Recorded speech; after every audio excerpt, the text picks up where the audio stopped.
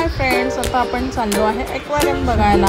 इथे वेगवेगळ्या प्रकारचे टू ओशनचे फिश आहेत। कोणते कोणते फिश आहेत तर चला आपण आता लवकरच बघूया। ही आमची मर्सिडीज बस आहे आणि आता आम्ही फायनली इथे पोहोचलेलो आहे। आता आम्ही इथे आलेलो आहे। हे स्टार फिश आहे, हे स्टारच्या आकारासारखे दिसत आहे। हे स्टार फिश आहे। इथे खूप वेगवेगळ्या प्रकारचे फिश होते।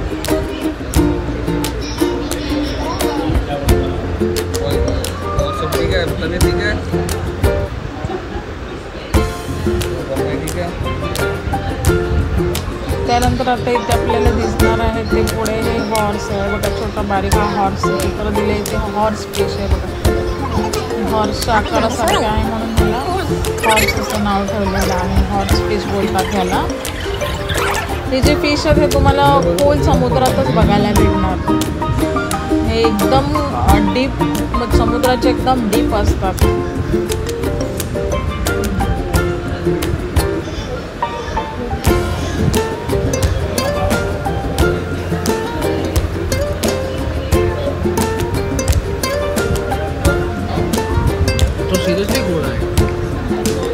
आणि आता इथे पुढे आपण बघत आहोत तर खूप फिश दिसत आहेत आपल्याला। हे बघा, आता इथे आम्ही गुडहॉकला पोचलेलो आहे। खूप असं मस्त छान व्ह्यू आहे इथे।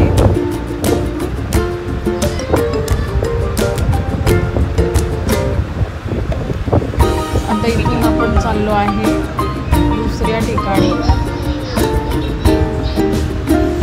हा जो डोंगर आहे, डोंगरातून जो रस्ता आहे एकदम झिगझॅग आहे आणि एका साईडला आपल्याला अटलांटिक महासागर दिसत आहे।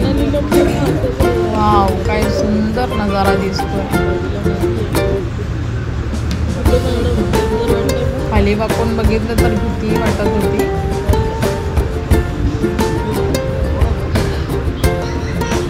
असं हे सुंदर दृश्य दिसत आहे।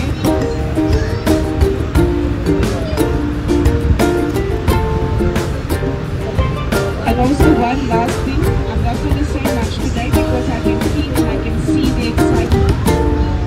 If you come from this side, we are driving. आता इथून पुढे आपण ज्या ठिकाणी जाणार आहोत त्या ठिकाणाचं नाव आहे गुडहॉक।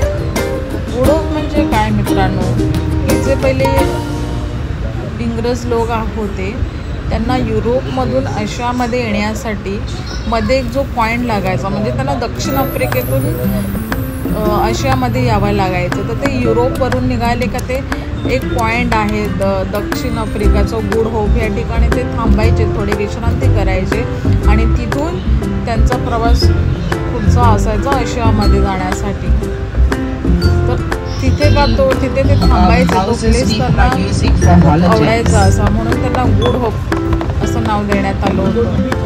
खूप जुनी गोष्ट आहे ही।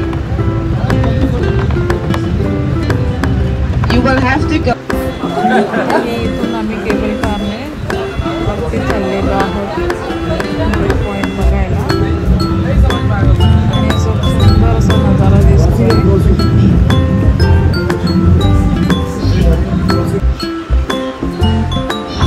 सुंदर असं हे दृश्य दिसतं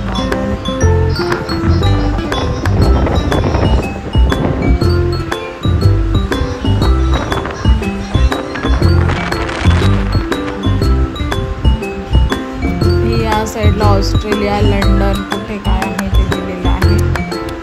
आणि हा तो पॉईंट आहे गुडहॉक, कॅप ऑफ द गुडहॉक। इथे हे अंग्रेज लोक इथे हे थांबवत होते, त्याच्यामुळे त्याला गुडहॉक असा पॉईंट बोलण्यात आले। आणि इथे आता आम्ही लंचसाठी थांबलेलो आहोत। हे जे हॉटेल आहे हे बीचच्याच बाजूला आहे। मस्तपैकी नजारा बघून आम्ही जेवणाचा आनंद घेत होतो।